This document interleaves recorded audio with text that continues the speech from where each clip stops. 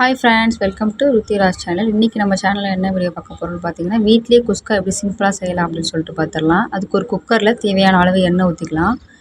எண்ணெய் ஊற்றின பிறகு ஒரு இலை, பிரியாணி இலை, 2 பட்டை, 4 கிராம்பு, ஒரு ஏலக்காய், இன்னும் பிரியாணிக்கு என்ன மசாலாலாம் சேர்ப்போமோ எல்லாத்தையும் சேர்த்துக்கலாம். கல்பாசி என்கிட்ட இல்லை, இருந்தால் நீங்கள் சேர்த்துக்கோங்க. நல்லா அது வறுபட்ட பிறகு வெங்காயம் வந்து நீட்டமாக அரிஞ்சிருக்கேன். 2 மீடியம் சைஸ் வெங்காயம், இதையும் இதில் சேர்த்துக்கலாம். சேர்த்துட்டு நல்லா வதக்கி விடுங்க எண்ணெயிலேயே. லோ ஃப்ளேம்லேயே வைங்க, எல்லாம் தீஞ்சிரும். இந்த டைமில் 2 பச்சை மிளகாய் கீரி சேர்த்துக்கலாம். சேர்த்துட்டு அதையும் நல்லா வதக்கி விடுங்க இந்த எண்ணெயிலேயே.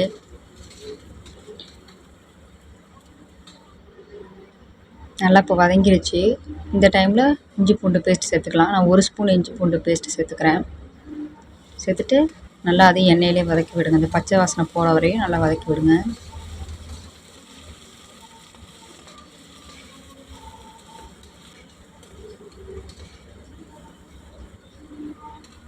இப்போ பச்சை வாசனை எல்லாம் போயிடுச்சு, நல்லா வதங்கிருச்சு வெங்காயம் இஞ்சி பூண்டு பேஸ்ட்லாம். இந்த ஸ்டேஜில் நம்ம தக்காளி சேர்த்துக்கலாம். நான் 2 தக்காளி, மீடியம் சைஸ் தக்காளியே கட் பண்ணி வச்சுருக்கேன், அதையும் சேர்த்துக்கலாம். சேர்த்துட்டு அதையும் நல்லா வதக்கி விடுங்க.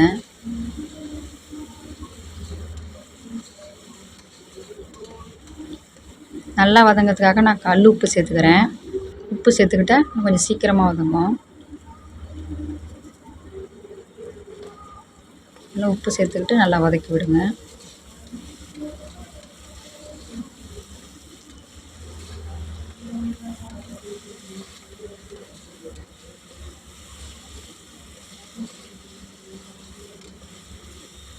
நல்லா வதங்கிறதுக்காக ஒரு மூடி போட்டு மூடி வச்சு வேக வைக்கலாம். ஒரு 5 நிமிஷம் விட்டுட்டு ஓப்பன் பண்ணி பாருங்கள். நல்லா வெந்து வந்திருக்கும் அந்த தக்காளி வெங்காயம் எல்லாமே. எண்ணெய் பிரிஞ்சு தனியாக தெரியுது பார்த்தீங்களா?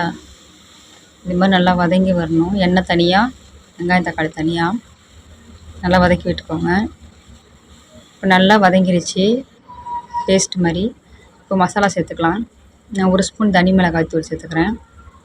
1/2 டீஸ்பூன் கரம் மசாலா, அவ்வளோதான், வேறு எதுவுமே சேர்க்க போகிறதில்ல. உங்கள்கிட்ட பிரியாணி மசாலா இருந்தால் சேர்த்துக்கோங்க, இன்னும் நல்லாயிருக்கும். ஒரு 1/2 கப் தயிர் சேர்த்துக்கோங்க. சும்மா சின்ன டம்ளரில் 1 டம்ளர் மாதிரி. லெமன் இருந்தால் சேர்த்துக்கலாம், என்கிட்ட லெமனில் தயிர் சேர்த்துக்கிறேன். சேர்த்துட்டு நல்லா டக்குன்னு கிண்டி விடுங்க, இல்லைன்னா திரிஞ்சிரும். நல்லா கை விடாமல் நல்லா கிண்டி விடுங்க. இப்போ தான் நம்ம சேனலை ஃபஸ்ட் டைம் பார்க்காதா ப்ளீஸ் சப்ஸ்கிரைப் பண்ணிக்கோங்க.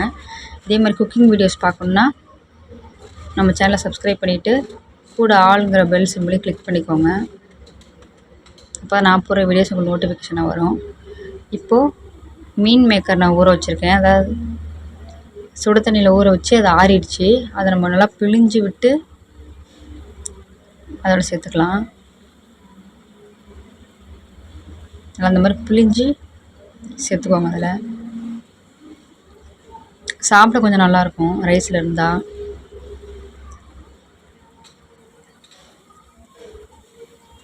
உங்களுக்கு பிடிக்கும்னா சேர்த்துங்க, வேணான்னா ஸ்கிப் பண்ணிடலாம். நல்லா அந்த எண்ணெயிலே வதக்கி விடுங்க. இந்த மசாலா எல்லாம் அந்த மீன் மேக்கர்லலாம் இறங்கினா தான் சாப்பிடும்போது டேஸ்ட்டாக இருக்கும், இல்லைன்னா சப்புன்னு இருக்கும். நல்லா பார்த்திங்கன்னா நல்லா வதங்கிருச்சு, மசாலா ஃபுல்லாக இறங்கிருச்சு. இந்த டைமில் பார்த்திங்கன்னா நான் இந்த டம்ளரில் 2 டம்ளர் அரிசி எடுத்துருந்தேன். அதனால் இப்போ 3 டம்ளர் தண்ணி சேர்த்துக்கலாம்.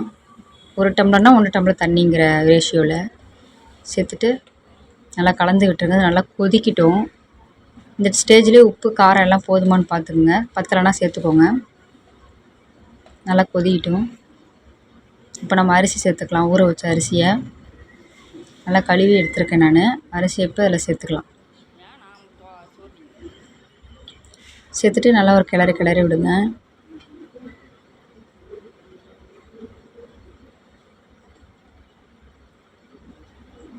என்கிட்ட புதினா கொத்தமல்லி இல்லை, நீங்கள் இருந்தால் சேர்த்துக்கோங்க. இந்த ஸ்டேஜில் நல்லாயிருக்கும்.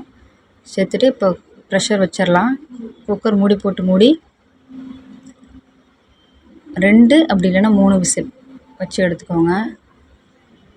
இப்போ பார்த்தீங்கன்னா நம்ம குஸ்கா ரெடி ஆகிடுச்சு. இதுக்கு வெங்காய பச்சடி வச்சு சாப்பிட்டா நல்லா டேஸ்ட்டாக இருக்கும். அப்படி இல்லை எக்கு வச்சு சாப்பிட்டா நல்லாயிருக்கும். நீங்களும் வீட்டில் ட்ரை பண்ணி பார்த்துட்டு எப்படி இருக்குன்னு கமெண்டில் சொல்லுங்கள். இதே மாதிரி குக்கிங் வீடியோஸ் பார்க்கணும் நம்ம சேனலை சப்ஸ்கிரைப் பண்ணிக்கோங்க. நெக்ஸ்ட் வீடியோவில் பார்க்கலாம். பாய்.